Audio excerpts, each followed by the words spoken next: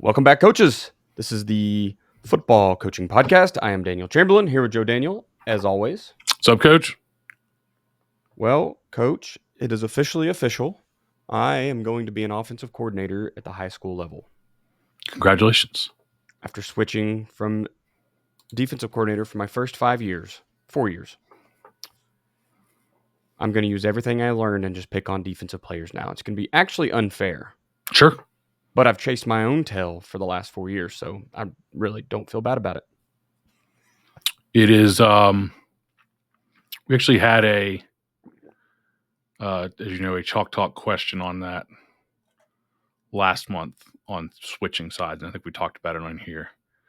And there is some advantage to it. There is some definite thinking about what the other side has been looking at that you can take advantage of.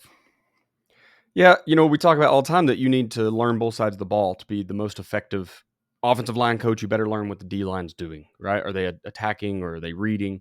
And it goes for every position group. And I just don't think there's a more thorough study of the other side than going and installing and running your own version of the other side, right? Sure. I mean, there's, it's pretty hard to do any more than that than to go through and have to know. As coordinator, you learn a lot more about each individual position, what they're doing, what they're thinking, and so it's definitely the most. It's just like anything else. Like if you teach it, and you have to teach it to the entire defense, you learn it better. Yeah, I think just your value. I think a lot about how to make myself the most valuable asset. And once again, same thing, because when the head coach says, "Hey, you got to coach a defensive position. What do you want?" I don't care, right? I can do any of them. What's your weakest point? What is the opposite of everyone else's strengths? And let's just go to work. So it's kind of the ultimate toolbox thing is just coach both sides. Speaking of making ourselves assets, it's perfect segue into our level up section, where we've been talking about ways that we're making ourselves better football coaches right now in the off season, since that's when we kind of started this. I know that I have gotten started down the David Goggins path, and I'm sure that most people use the same. You get through extreme ownership, you get through dichotomy of leadership. It's like, where are you going to go, especially us military-minded folks? David Goggins has to be next, right? And he invites you in with his Navy SEAL stories, and then you learn about the real stuff, like how he was 300 pounds and severely overweight and just eating chocolate shakes like they were water, and then turn himself around, and now he's an ultra marathoner, and all of his resiliency stuff. I just think it's an awesome story, and I've been listening to his book, and more than anything, it just led me back down the path of like, do hard things. There's the saying that like the hardest thing you've ever done in your life is the hardest thing you've ever done in your life, which sounds super cliche, but when you start bouncing your current situation off of it, you can really compare to like, is this actually that bad? My son is 5 years old. We just left a baseball game, and he cried for 20 minutes because his brother took one drink out of his blue Gatorade. And it's like, as an adult, that's not a big thing. For him, he doesn't like to share, so it's a pretty big deal. And he's at the age he understands germs, so now that's a thing. But it just really proves that point. If you don't go do hard things, then when you run into something, it could possibly be the hardest thing you've ever had to fight through. And so you should voluntarily go through things that are harder than that, right? It's why we practice. It's why football, Joe, I love the way that you talk about practicing its scout team. Like, no, don't correct them. Let them line up wherever they want to, because sure, it's a difficult thing to block, or it may not be exactly what we plan to see, but you don't know what you're going to see. So practice everything and just have do hard things. Anyway. No, and if you translate that to coaching, one of the things that we have to realize as coaches is that most of our kids have not done a lot of hard things. Right. Some of them have had, some rough upbringing, but a lot of them haven't. And sometimes the ones that have had rough upbringing haven't built up that kind of resilience yet. They're just beat down, but hasn't taken effect yet or something. I don't know how it works, but it's frustrating as an adult when your 16-year-old star linebacker is having a horrible practice, a horrible week because his girlfriend broke up with him. But that legitimately may be the worst thing that's ever happened to him to this point. Yes. It's not a big deal. We all know that. You weren't going to marry that girl. But to him, it may be the hardest thing that's ever happened. So it's and hopefully what we're doing as coaches is going to create some of those hard situations for them that down the road it won't be so bad. Yeah. But hopefully create them in a safe, at least we have the ability to create hard things in a safe manner. Like you're saying, I can put myself through hard things knowing that it's not particularly dangerous. It's hard, but it's not dangerous. Yeah. And I think you can tie it into your practice planning and everything else you do with football. I'm pretty notorious for making fat kids go run a mile, right? And some coaches would be like, I would never do that for conditioning or anything. And it's like, well, I don't really need my linemen to be able to run a mile in football. We're not conditioning physically. We're not conditioning the metabolic system. We're conditioning the resilience of their mentality of, hey, yes, I have to run and lead block for the fastest kid in the county. I'm stealing that straight from you because you always say that. And it just makes me laugh. And I'm going to have to sprint 80 yards to the end zone. Is it the hardest thing I've ever had to do? Right. And so I like to get people into that, dude, when you cross a mile or even those first 2 laps for kids that don't run, like that can get pretty difficult. Like it's just a mental thing. It's got to flip that switch. So I can confirm that as somebody who just totally lacks the ability to run distance. There you go. Totally lacking. I know as like a defensive coordinator, offensive coordinator, you're scripting even your scout plays, right? Some coaches align the 2 sides so that they look really good in scout team, right? Or when they're in team D. Well, I'm going to plan the perfect offensive play to what I'm about to call. And then there's those that are like, I don't care what you run things. And then there's some that I'm going to put my kids in the worst situation possible on Monday, Tuesday, Wednesday, so that on Friday, the reads are easy, the fits are easy. And if they get a little wonky, well, we've been there, man. We've seen this. We saw it in practice multiple times this week. It's okay if my call puts us in the worst position possible. You've already been there. So I think it's just a way to tie, doing hard things into everyday life, but also into football. And just us as coaches, we've always had to be mentoring these kids and trying to bring them along as well, increase their resiliency, increasing their value, their self-value, self-worth. So it all just kind of ties together for me. So I thought that was a great place to get started late here in this off season with getting myself ready to step in front of a new group of kids and kind of have been living the life for a couple weeks at least. So, Joe, what are you doing to be a better football coach? This yesterday, as of this recording, but we've been talking about it over email and stuff. I started our offensive line progression, which is something that I've been working on and tweaking how I wanted to do it to make it so that, and I'll just, essentially day one, all I wanted to work on was stance and first step. I don't want to do anything else. And I feel like doing anything else is, I've always done it, going into everything else and then working backwards. And, other than stance, obviously, and we talk about first step, we talk about second step, but then we pretty much go into, in the fall, we pretty much go into installing a play. Right. And we start working on installing a play, and then we start bird walking and getting into the intricacies of the play. We had about 18 kids, tight ends and H-backs included, because our H-backs hopefully will be spending some time with in 2 tight end sets where what we would call a Pro 2 on formation, where the tight end is on, where the H-back is on. So we have a 2 tight set.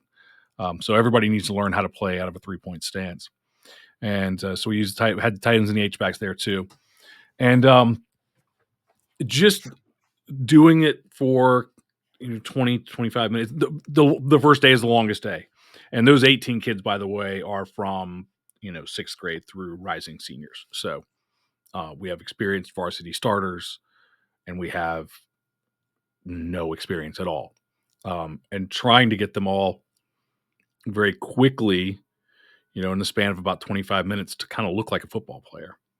And I was very happy with the way that the first day went, in that by the end, so along with stance, I should mention, but they're learning our cadence, they're learning all of those, all of those little things.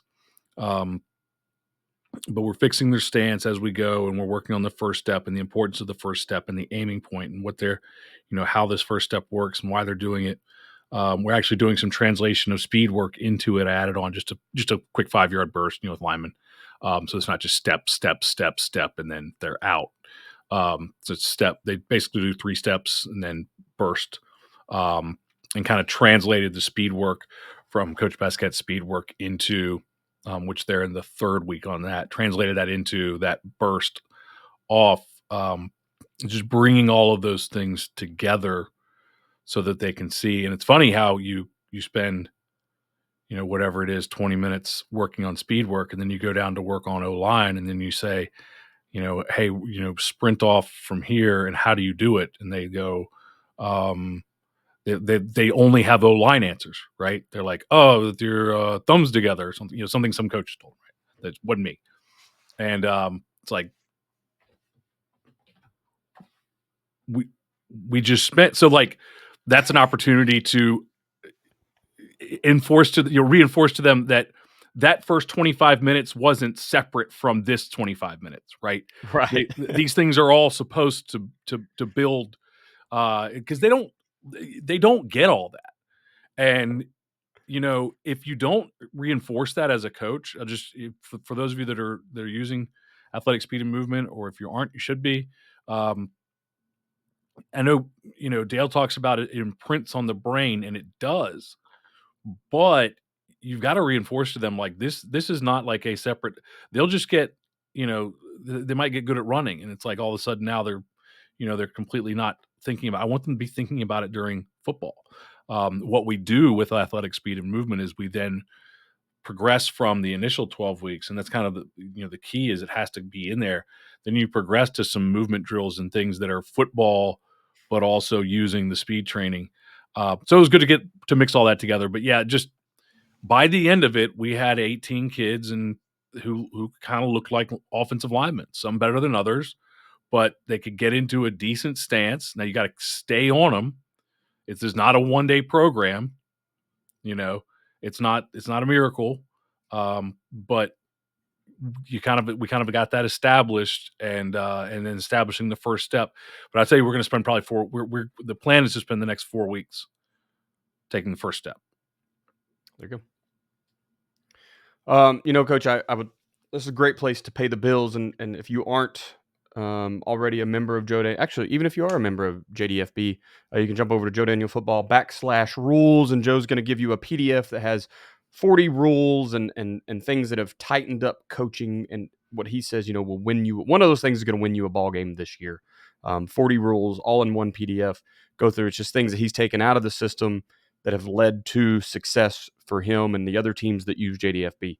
But I really wanted to sell that because people who don't live in the world of systems, people who teach counter separate than power, right? People who teach, zone schemes are different plays, or they just can't get into the rules-based blocking because their system says so. I'm sure it's even harder to tie those things together. So if you are an athletic speed movement, which if you don't know what that is, it's Del Basquet's 46 years, going on 47. We're going to have to start using 47 pretty soon, of his developing a program, which he started at the NFL level, the very first speed coach in the NFL. He's with the Seattle Seahawks. Took Bobby Joe Edmonds as a rookie and made him an all-pro running back for the first 2 years of his career. So if you want to know an exact NFL player, there you go. Look up Bobby Joe Edmonds from Arkansas, went up to Seattle and did great things there. But if you aren't adding to the system and making them compound, I'm sure you can confuse your kids. And that's a really good point, Joe, is just like we run the same all the time. It shouldn't be any different. It's almost like rules-based blocking, right? You should run the same in your sprint drills as you do in your O-line blocking drills. It's the same as you should, gap down backer or whatever your gap scheme rules are shouldn't be different with every gap scheme play, right? It should be as similar as possible, like this with this wrinkle. And so I think people who don't live in that systems world, we've now mentioned a couple places you can go and get a system that works. It's going to get you better on the field for this year, but really can help your kids learn a lot more football, and you can be more versatile, and you're not worried about confusing your kids like maybe you have in the past. Turns out that everything that we're talking about tonight, not everything, but kind of lives within culture, right? Culture is a big buzzword right now. I think I really started hearing about my second year in. Maybe that's when the fog of X's and O's was kind of lifted for me. Yeah. And I could go beyond the X's and O's, right? There's some point you're just stuck with practice scheduling and game planning, and you never get to really understand that the culture side of the game. But it's definitely a piece. I think there's some absolute greats at culture out there. Nick Saban was huge culture guy, right? Get the right guys on the bus, get them in the right seats, get the wrong guys off the bus. He had so many great quotes about culture, but I just thought it's something we need to attack this offseason because we're all getting into, this is coming out late April. We're getting into May. If you have a spring football, you're getting pretty close to it. You probably already have your baseball kids back. If not, they're just in the I don't mean like right now as we're recording because obviously it's still going on, but I guess Our maybe show till early June, I think. holy moly. Okay, I think ours are Iowa, done by the at way, the Iowa goes beginning of until May. mid-July. So That's crazy. I was at practice at Ellsworth. I assume they still is. Last I know they still do, which I assume is because of the weather. Right. The state championship was on the radio, and we actually had one of our recruits was playing. The state championship game was on the radio. I was already in Iowa. I don't remember where we were going, but I was already there, and I didn't get there till mid or late July. So a lot of places will not see those kids until late. We always, and again, I don't know how schedules have changed. When I was in high school, we never had the baseball kids for spring practice, and that was in May. Wow. Mm-hmm. Well, so there you go. We had a really good baseball team, so I don't know. That may have something to do with it. Just but. ran deeper. Yeah. For sure, you got your basketball guys back though, right? The college Yes, they're season back. officially over now, so you've got them. And I don't remember where I was going with that. Oh, installs. So we're going to get into that, like getting things put in before 7-on-7 and all that. And I think it's a great place to start installing your culture, whatever that means to you. And we're going to talk about some different things that are culture tonight, whether you want to agree or not. The quote of the day right now, I feel like is, we don't do that here, right? If a player ever says we don't do that here, you've won the culture game, according to some coaches. So that's kind of our first question, Joe, is just why is culture such a buzzword, and what does it really mean to you and people that you've talked to? Yeah, it's been around for probably forever. I don't remember. I'm like you. I feel like it. I started coaching 22 years ago, and I feel like it was about 20 years ago that people started talking about it. So the first 2 years, I just wasn't even aware of it. I was drowning so badly that I didn't even know about it. But it's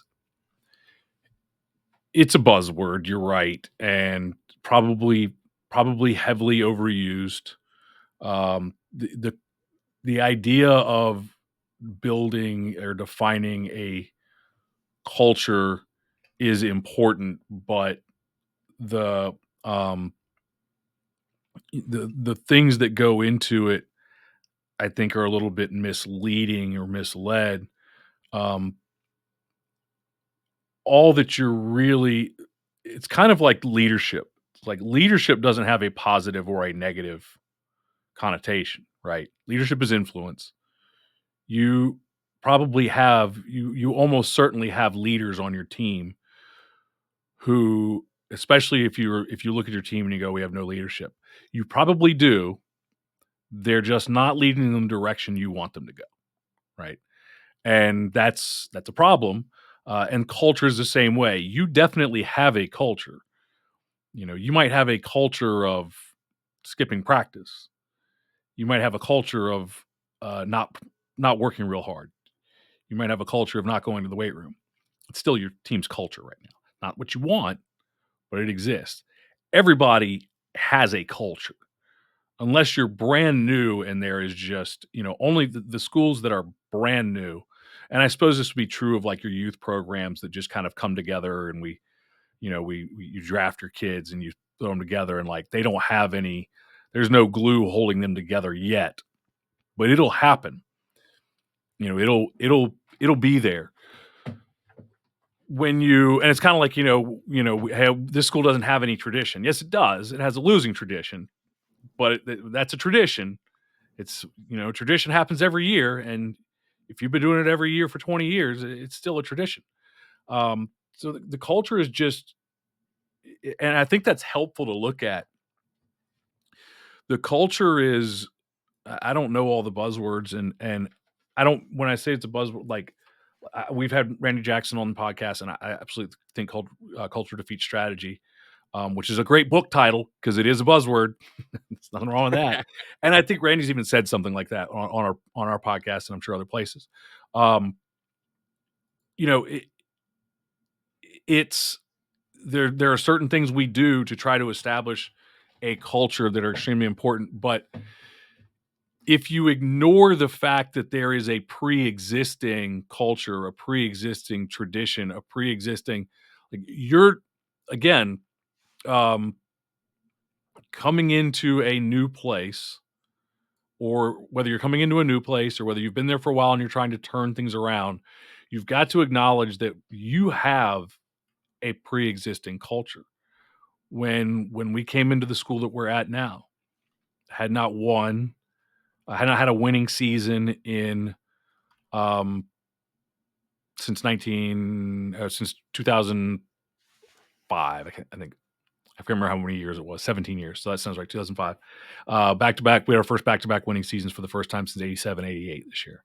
I think it was 87, 88. It might have been 86, 87. It's all fading memory now. Like, doesn't matter. Like, it's not all of that. All of that is well and good in November and December. And you're like, oh, we did such a great job. And then it's like, now it's, April, May. And it's like, all we care about is like, again, you start to look at those things and you go, my God, 5-5 again would be a freaking disaster. Or 6-5, 6-4 regular season and losing the first round of playoffs would be a freaking disaster. Like, that's not what we're here for. That's just the mentality. Like, it just is. But they had been through 3 head coaches in 4 years.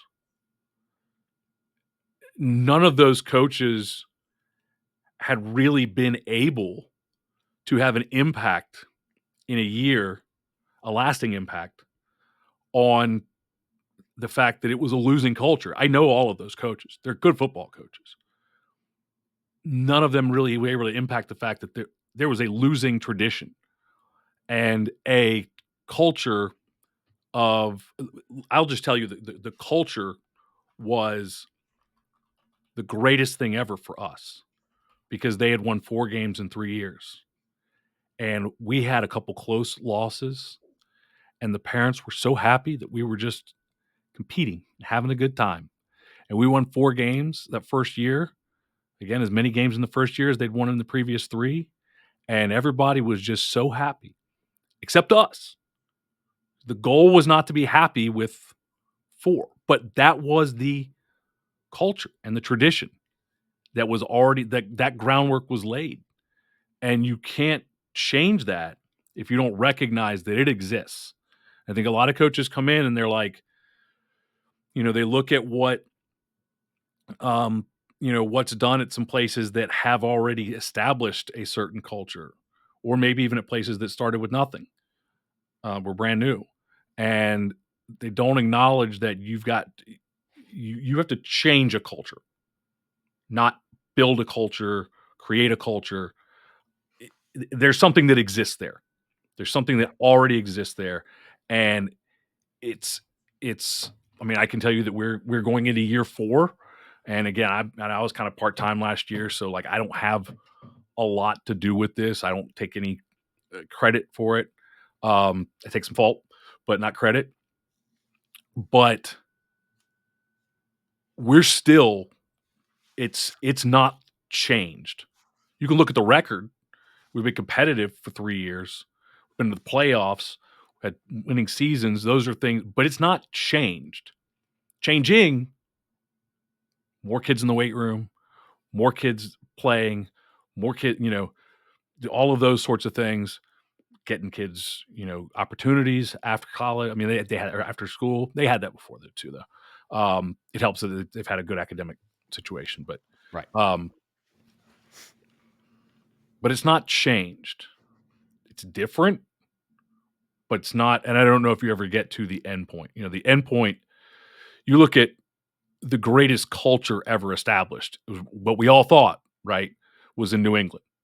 God, you could throw anybody in there, right? Throw anybody in there. Nobody's ever a problem in New England. Antonio Brown, it's fine. Just throw him in there. He'll be all right. But look what happened. It's never over. Right. It's never over. And Bill Belichick didn't suddenly become a bad football coach or anything. But it was never. If it was ever over, New England would still just be chugging along and Bailey was the Zappy, or who's the one from Alabama that was supposed to be Mac Jones. Mac Jones would just be slinging it out there because the culture is all that matters, and it's done and it's over. It's like, this is never a job that's over. I feel like if you think that there's an end point to this where all of a sudden you just get to cruise every year, there's it gets stronger, but there's kids coming in that are going to they're not going to purposely try to affect your culture, but they just are. They come from different backgrounds. They've been through different things. Some kids are just freaking difficult. Like, we're not allowed to talk about this with kids because kids are kids, but like, some people are just a-holes. Like, they just are. So, and like, that kids are people. It's maybe it's their parents' fault, but some parents are going to try to wreck your culture. There's going to be a shakeup in administration. You're going to lose a coach who gets a head coaching job somewhere, and a new coach is coming in, or a new coach is coming up, and it's going to shake things up. So it's the overall, just like the attitude of your team, the things that are, like you said, these are the things that are accepted. These are the things that are allowed. If you say what you said, we don't do that here. If you don't reinforce, we don't do that here, you'll start doing that here. Right. So, I mean, it's an ongoing, never-ending thing. I agree. And, Joe, I think maybe you downplay what y'all have done to change culture there, but you said it yourself, right? Like, a disaster this year is 6-5. That was not a disaster 4 years ago, right? Absolutely. I mean, especially not to the parents. I think the parents would probably be a little upset this year if it's another first round exit, right? Oh, they're pissed already. Yeah. We're the worst. Let me tell you, we changed the culture of the parents. We did manage that. So, not all of them, but I can tell you that it was golf claps in the stands the first year, and it ain't golf claps now. No matter, it was golf claps no matter what happened. There was also nobody there. Right. Now they're there, and they expect to see us win. And they really don't care who's on the other sideline either, because they expect to see us win against the state champions and the teams that the teams that are at the highest level. They expect to see us win, which is that's change in expectation, which is part of the culture. And I think that all the things that go into winning are probably changing as well, whether you see it or not. You said, you're not even in the building every day, but are they in the weight room now? Were they before? No, they probably weren't. And yes, they probably are now, because you guys are winning more games. So yes, maybe you're just changing the tide of the fans, which are going to be mainly parents. But I bet there's more parents that are like, fine, I'll take you to weightlifting, or I'll come pick you up late, or I'll get you there early in the morning for practice, right? Because that's part of it. The culture is bigger than the coach's office. It's bigger than the locker room. It's the community, and it's all of those people have to kind of pull their weight. I see culture a little bit differently, I think, than some. You talk about, you guys are practicing speed. You're working to develop speed with Athletic Speed Movement. Go to athleticspeedmovement.com. You can sign up today, get Del Besquet's 47 almost years of knowledge. 12-week program, get started right now, and you'll be done before the season starts. But there are teams that don't develop speed, right? They send their kids to track. There's kids that are teams that don't use the weight room, unfortunately, and maybe they send them to powerlifting.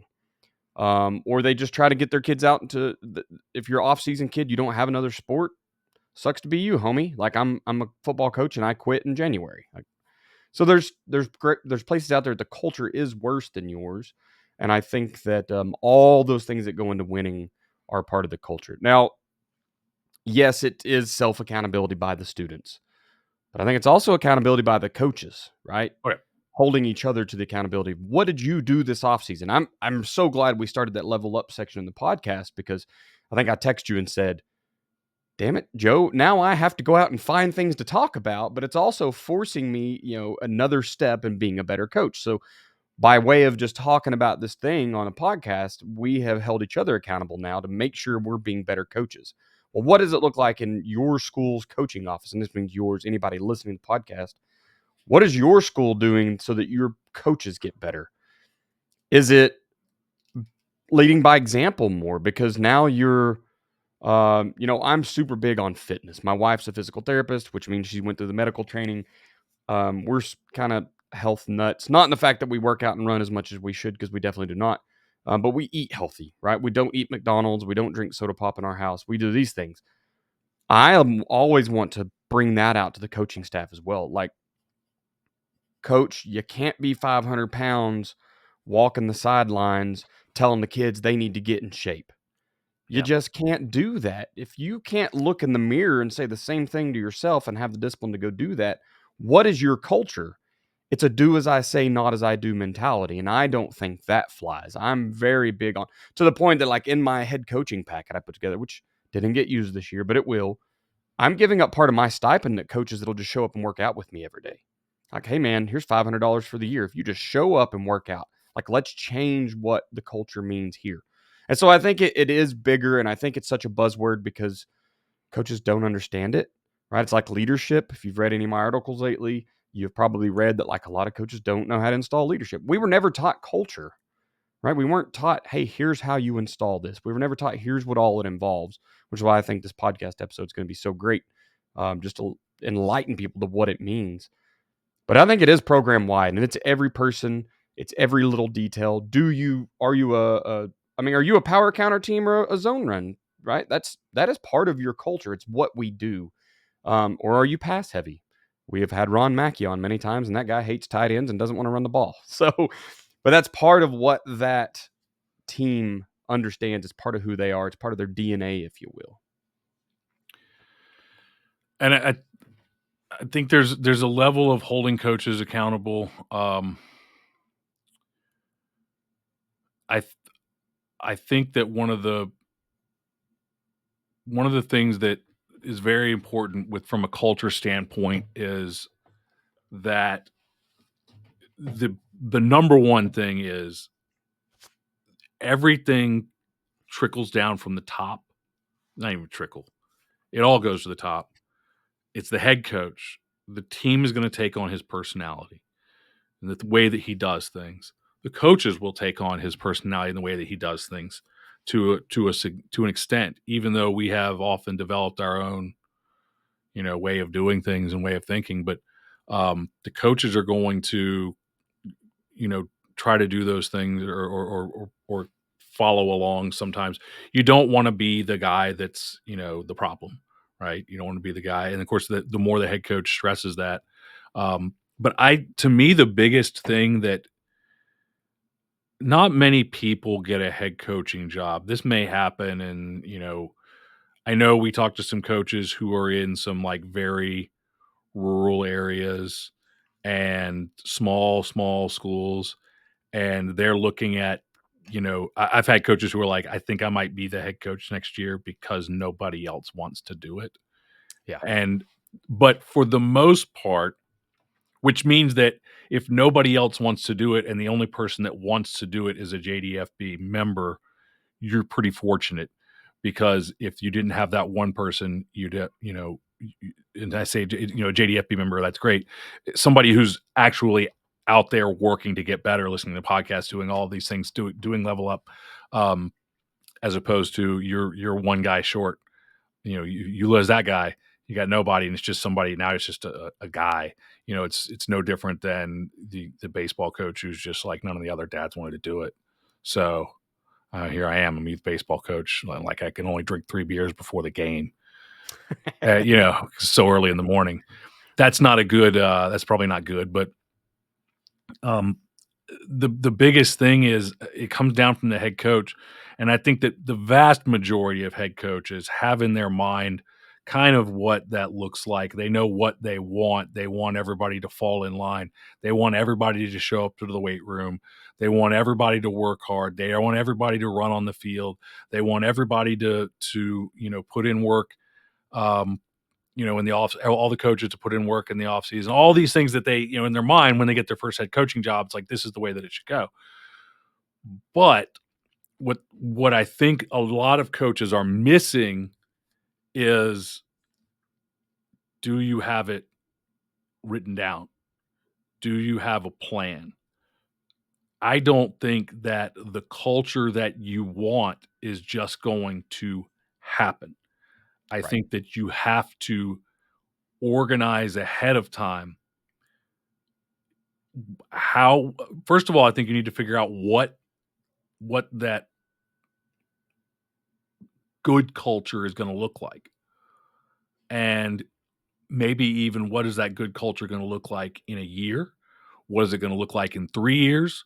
What is it going to look like in 5 years? Eating an elephant, right? Like, right. You can't do it all at once.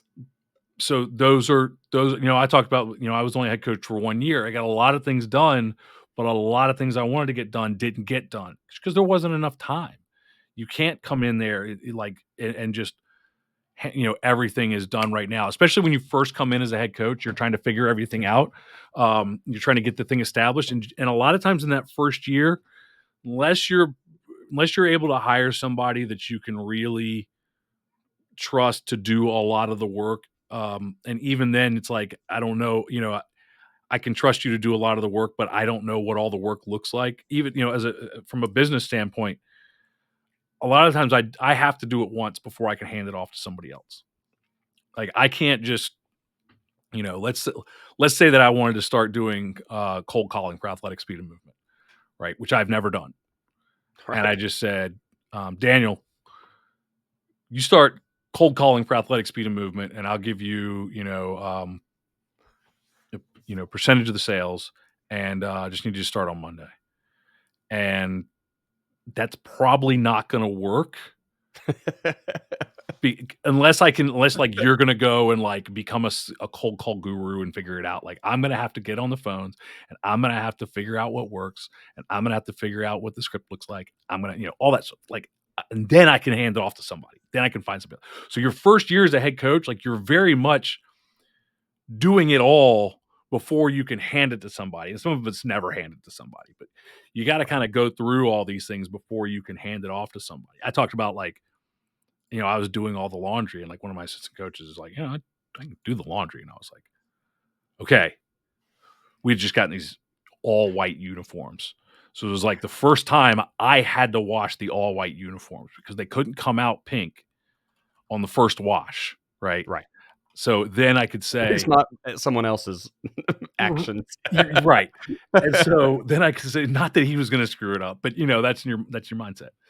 But you need to have the picture of what you want it to look like. And then you need to have the process of how you want to get there. And then you need to go back at the end of year 1, at the end of year 2, and at the end of year 3. And you need to see, are we where I want us to be using this process?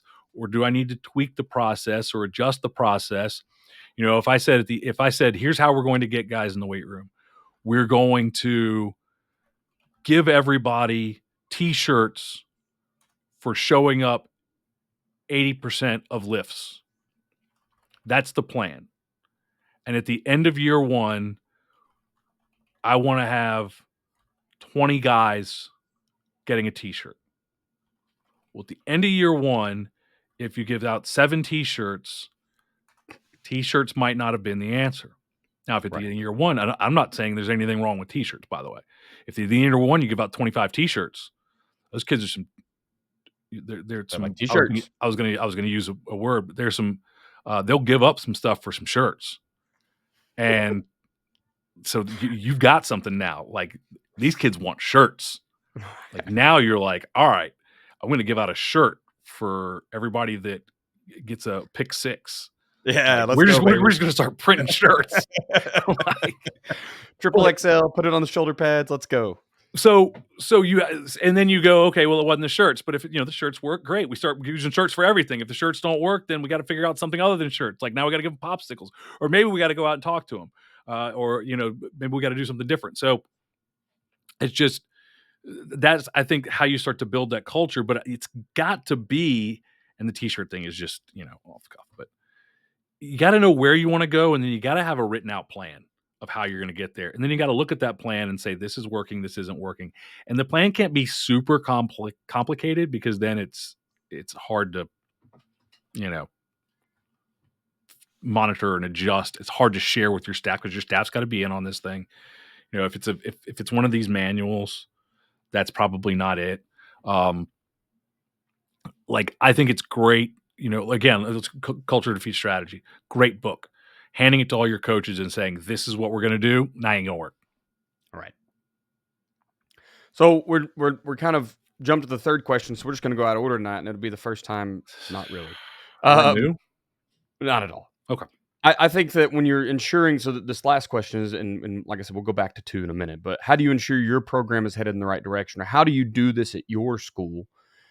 I think you have to also remember you need to be improving at every phase of the game at the same time. You have to get better at X's and O's to have answers for players, because culture doesn't change overnight.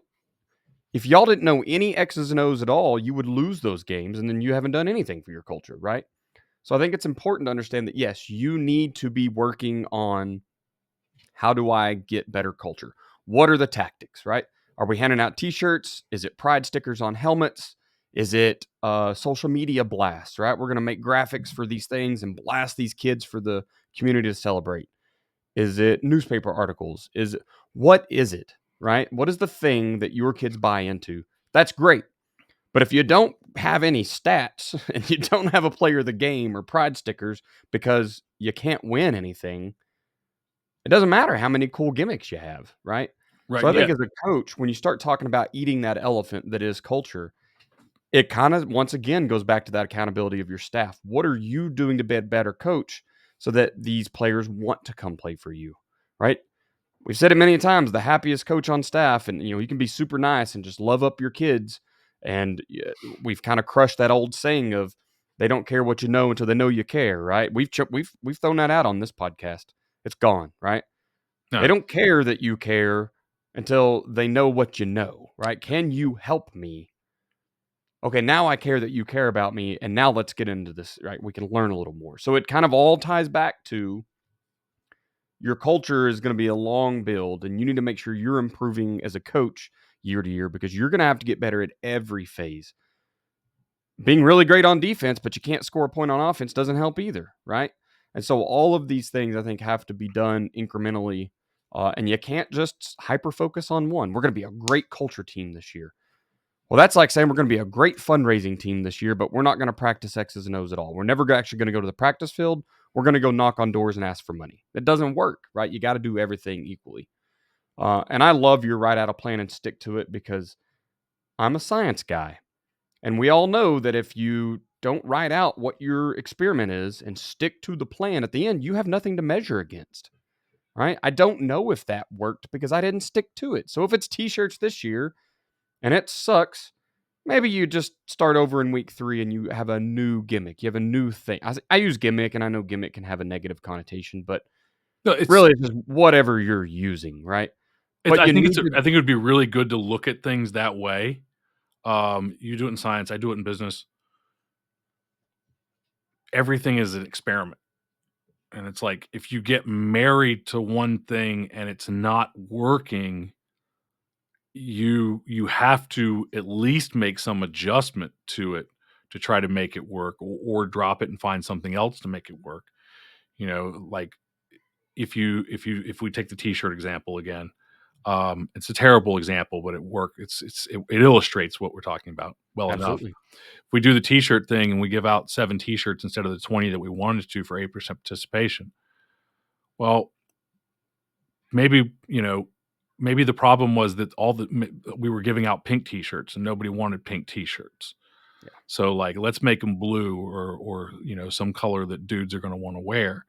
Although in October they all want the pink T-shirt, so that's died out a little bit. Right. But the whole thing is like, you got to try something. You got everything. Everything should be an experiment. And we've talked about it schematically before, where don't just, and I think we talked about it with Dom on the podcast, was don't do it because of what somebody who's got a really famous school on their chest says. Don't just run with it. Like, Yeah. pay attention. This isn't working for me. This isn't, if this isn't working, why isn't it working? You can't just sit there and say, well, it should be working. And I think that we do it in every facet where we go. And by the way, just because it worked at one school doesn't mean it'll work. Even if you did it at one school, every school, again, has a different pre-existing culture, different kids, different backgrounds. And so everything is, I think if we looked at it, like you said, if we look at everything like an experiment instead of, an install, and we're just going to do this, then we'd probably be happier coaches, because it wouldn't feel right, because it wouldn't feel like everything's a failure. Right. Because in science, you never fail, right? Either you do or do not support your hypothesis. That's the whole point of science experiments. Same So if thing you in just successful say, business, which is, the same thing in successful business, is you learn. And I don't talk about these on my level up as much because it's not as interesting to people, but I've been studying more billionaires, right? And every billionaire will tell you, or says, it won't tell me. I haven't got any of them on the phone.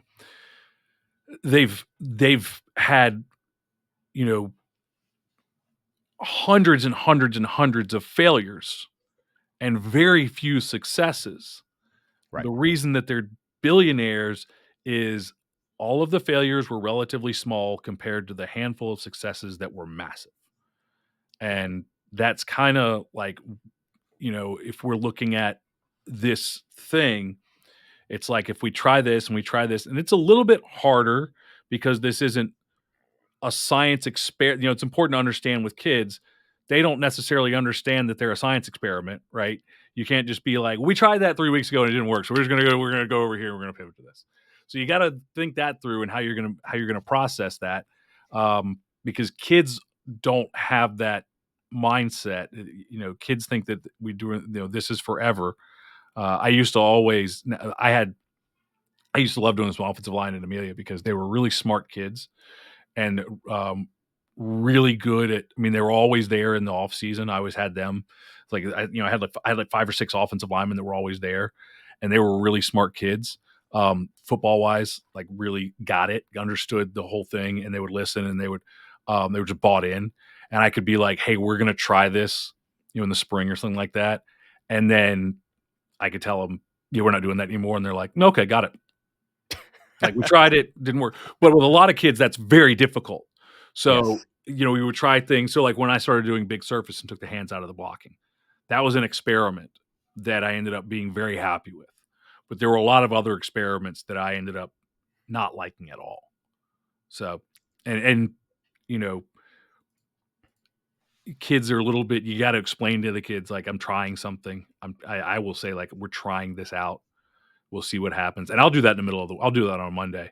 We're going to try this in season. We're going to try this. And on Tuesday, I'll say, we're killing that. We're not doing that again. Sometimes it's a play install. Sometimes play installs, you have to explain to the kids, like, we're installing this on Monday. It may be dead by Wednesday night. Don't fall in love with it. So we're going to jump back to our middle question here to close out. And that is, the question is, why do some coaches have it and others just don't with culture? And coming from the military side, I think that It's the discipline. And not only the discipline, but the ability for people to just be mad at you for like a whopping 30 seconds. One of the greatest quotes I ever heard about culture is you're either coaching it or allowing it, right? That's just another one of those very cliche, but man, it's so truthful, right? It It's doesn't, the one I hate the most. is it? It is. Well, I mean, that's okay, right? We have different Sure. coaching styles, and that's what's beautiful about this game is we all can get the same goal different ways. Um, Not that I think you need to scream, play more confident at 7-on-7, which I heard last year and I laughed and clapped. And I think I even text you, Mhm. or try harder or run or whatever, right? Like that's not what I'm talking about. I'm talking about, um, are you talking about the hard things? Are you discussing, we all talked about we're trying to raise young gentlemen. So are we talking about grades? Are we talking about respect? Are we talking about treating your parents correctly, treating your girlfriend correctly? Um, don't cuss on the field or whatever your thing. Listen, I'm in the Army. I cuss and I try not to so hard, but it happens. And so I'm not going to crush a kid for cussing whenever I'm literally 8 feet away doing it myself. But some coaches have that mentality, right? Like it can even be X's and O's. It can be how you fit a puller.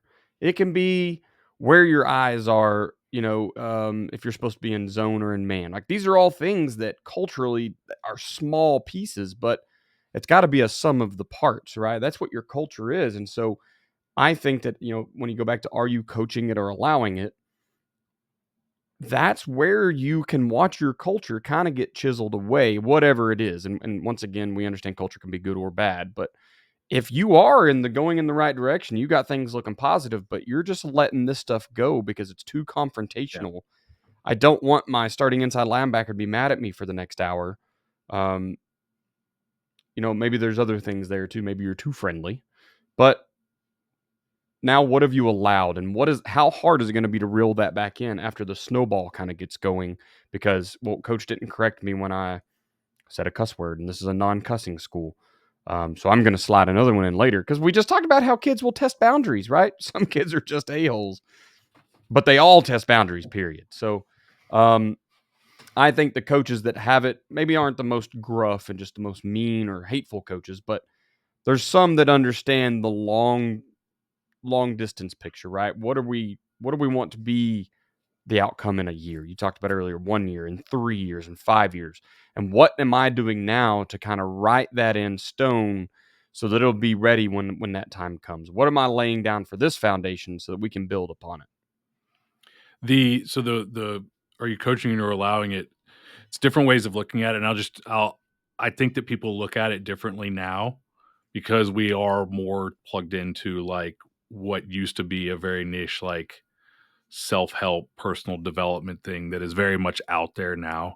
And like, we're all more into when I started coaching, and maybe other old men can confirm this or tell me this is wrong. It was very much an attack on you.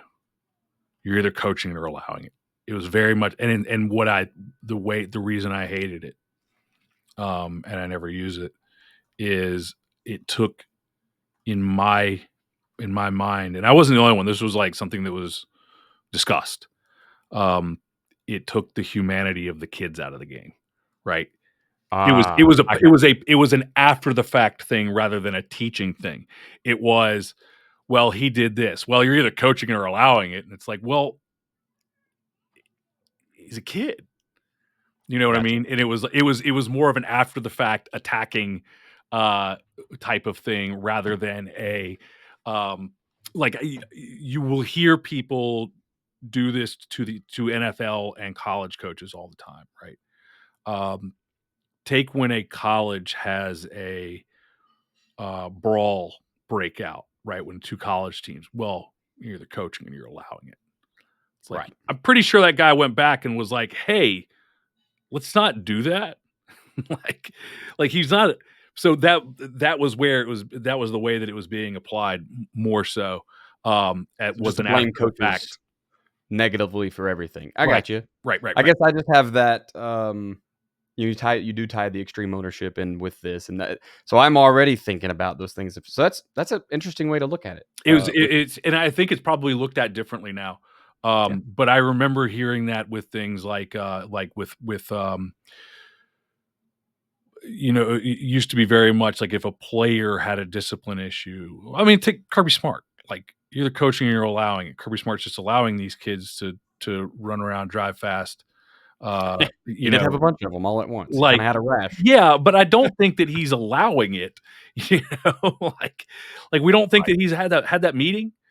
Like I think they have a culture of driving fast, clearly, They're but still millionaire 18-year-olds now, so right, with fast exactly. cars. Exactly, and that's a hard so it was more of the outside looking in. If you apply that to yourself, you're either coaching or allowing it 100%, and I absolutely, if I apply it in that thought process, like you just said, yeah, 100%. I definitely, you're either coaching or allowing it, but, That's good. and it's interesting the things that I think you have to know what I think if you try to control everything, it's going to be really difficult. So you were saying earlier, we have to be doing all of these things equally. I don't think we can do everything equally. I don't think we can improve the offense and the defense and improve the special teams and improve equally. Just because, well, I mean, take the Malcolm Gladwell, the 10,000 hours. It's like I don't have enough hours to become an expert in offense and an expert in defense. I have enough hours now, right? Pretty sure. But I couldn't do that in year 1. I needed to be, in year 5. I needed to be good at something. Get good at something. That's why like when we look at you've got to look at, we look at it from an offensive playbook standpoint. Get good at something. You've got take the pistol power offense. We have 5 base run plays. If it's my first year installing the pistol power offense as a coach, it's almost impossible for me to be an expert in how to install, teach, adjust, adapt, formation, everything for those 5 run plays. So what we encourage you to do is master one of them and get your Right. players to master one of them. And then make sure that one, by mastering that one, it makes the others better. So we talk about the base offensive playbook that, inside run, outside run, off tackle run, and a counter.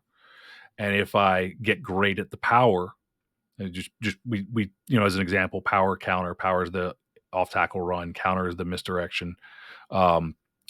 Wedge can be the inside run, a very simple wedge inside run play. Toss, some sort of simple toss can be your outside run play. Or you could make it a rocket toss and a wedge. And it's like, if everybody runs a rocket toss, we're going to wedge it, and that kind of thing. But you look at what they're doing and you go, okay, well, if we're going to feature the power, if the backside guy starts following and chasing our H back, then we're going to run counter. And if they start loading up tight around C gap, bringing down the strong safety to get in there, then we're going to run toss.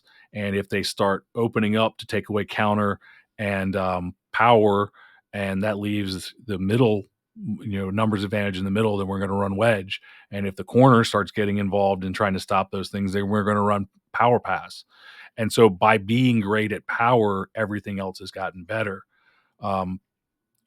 You're absolutely right. You have to be better at X's and O's to get those kids bought in, because if they loved the t-shirts and you gave away 25 t-shirts the first year and it worked and they were all in the weight room, and then you go 0-10 again, it's going to be really hard to give away 25. It's going to be really hard to keep those 25 bought in, and it's going to be even harder to now reach your year 2 goal of 35.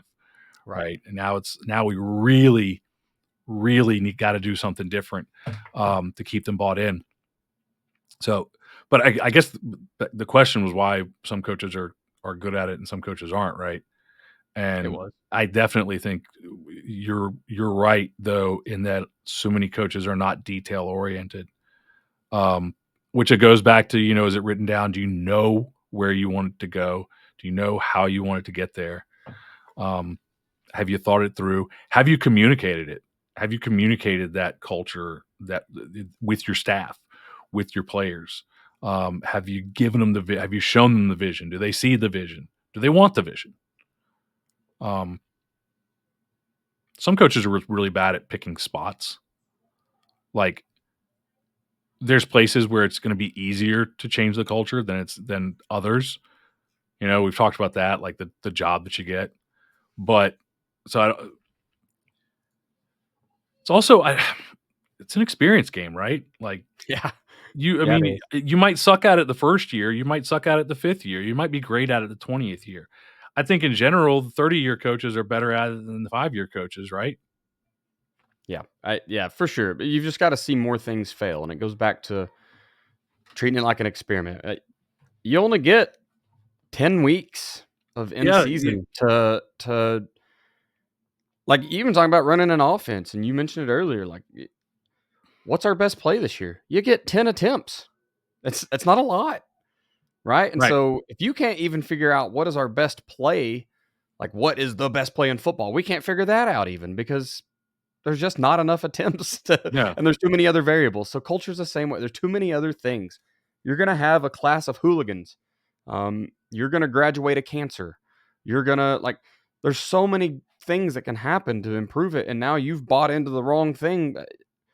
Look, I've been there where a senior group needed to go, Yep. and I have no doubt that the efforts we were making in culture the next year would have been magnified fivefold because that group was gone and we lost a lot of the pushback to what we were trying to build, right? Unfortunately, I wasn't there to see that through.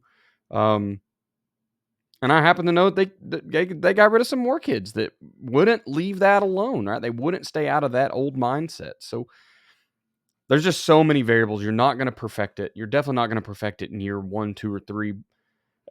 And unless you're on a staff with a 30-year guy, you're probably not even experiencing a very good culture, right? If you are, I bet there's somebody at the helm who's got lots of failures to show you what not to do. Yep. Uh, There I, and there are I some was people who are really good at it, but it just naturally, it's just like X's and O's, there's prodigies in everything. absolutely. I just spent a year under legend coach Bill Blankenship, and you think his culture isn't amazing, but I also know where he started. I also know when he got his first job, right? And he was at a small school that had no culture, and I'm pretty sure he didn't change it before he moved on. Okay, so it's just time will tell. I actually think about, I applied some head coaching jobs this year and I didn't get them. And that's probably the best thing for me because I got to teach my plan to build culture to multiple sets of administration and they got to say what they thought was good and bad about it. And then I didn't get the job. So I get to revamp it next year or the year after, whatever. So even then, I'm going to get more attempts at like selling this to more people or like just getting holes punched in my plan. And it doesn't matter what the plan, offense, defense, culture doesn't matter, right? But it's eyes on the plan and who can punch holes in this. And when you have kids that are the one punching holes, I happen to know from this year in my class that kids will punch holes and stuff Sure. just because they can. So it will be battle tested. But man, without all the experience, I don't know that you're gonna be great at it. If you're super great at it early on, then I bet someone above you has really set the foundation. A lot of times, yeah, somebody's and that happens too, and it happens with X's and O's too, is you get a really talented group, right? And you think, "I've got this all figured out." And eventually that talent goes away, or you run into somebody who's just as talented and you might find out that it's not figured out. Um, or maybe you do have that special gift, but it's going to take more than a year or 2 or 5 to find out For for sure. sure. And it's not a, and like you said, we need to experiment, we need to figure it out. We do the football coaching 101, and football coaching 101 is open here at the end of April. I think that's about where we're at, right? Yep. For this release, yeah. So it'll be open right now, and through the end of April. And as this episode comes out, and with football coaching 101, one of the things that we talk about is that football is different. There's studies on this. Every other sport, individual accomplishment in the sport is one of the biggest indicators of success as a coach. That's not the case in football. The biggest indicator of success in football coaching is the years of experience that you have as a coach and the years of experience that your staff has, like you're saying. And it's really hard. If I coach an individual sport, like let's say that I coach weightlifting, I can be running, and I've got 25 clients, 25 people coming through my gym that I'm working with. They're young and they're old and they're male and female and they're big and they're little and they're on different weight classes and whatever. I can be running 25 different experiments right there, right? In science, I can just go get a bunch of subjects. In business, I can just throw a bunch of ad money at it. I can throw a bunch of money at it and I can find out real fast. And we can't do that because, again, they're kids and they're humans and they function as a unit. So we can't run 19 different experiments. We're running one on all. We can run one on offense and one on defense, and our different special teams. They can only handle so much at a time, and it's like, and the same thing with our culture and everything is we can only try. We have this off season to try it, and maybe we can recognize something isn't working in 6 weeks, but maybe it takes longer than that. And like I said, we want to see the people showing up because we could figure out people aren't showing up in the weight room, but it's going to take a long time. It's going to take at least some weeks and out there trying to make it work. So the only way that we can get experience faster, and this is the other thing about football that's different than everyone else, is the only way that we can get experience faster is by being around other experienced coaches and learning. And again, has a bigger impact on the likelihood of success, has a higher correlation with success, or whether it's causation or whatever. It's got definitely a higher correlation. The more success you have, the more years of experience you have, number one, and number two, the amount of time and work you put in with other experienced coaches. And of course, with JDFP, that's one of the things that we can do is you can be around other experienced coaches, and we can say, tried that, worked great. You should give it a shot. Tried that, didn't work. Maybe don't make it the first thing that you try. Maybe try this first and then go to this. I'm not telling you never to do something because I did it and it didn't work, but unless it just was a total disaster, and then you should probably know. But and I've got we've got hundreds of other coaches, so we've got other coaches who say, yeah, I did that and it worked. Okay, great. That's we know that. It is a major, and it's Football Coaching 101 was basically an attempt to create that education in a faster form for our coaches. And that whole thing is like that. Again, football is just different. There's 11 of us on the field, and there's position groups. No, I cannot coach the entire defense. It's impossible. And if I have to, it's going to be really, really less than, I know we have youth coaches and stuff that have to do stuff like that, but it's going to be less than ideal, far less than ideal. So it requires experience and years on the sideline, and it requires a number of people with experience and years on the sideline and being around them. It's just this is a totally different animal than any other sport. It really is. Yep.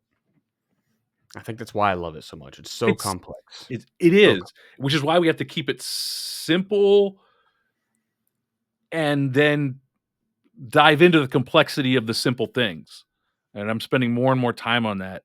That's what we're doing in the newsletter a lot, is like, okay, if all I ever do is line up, we did this in one of the first issues of the newsletter.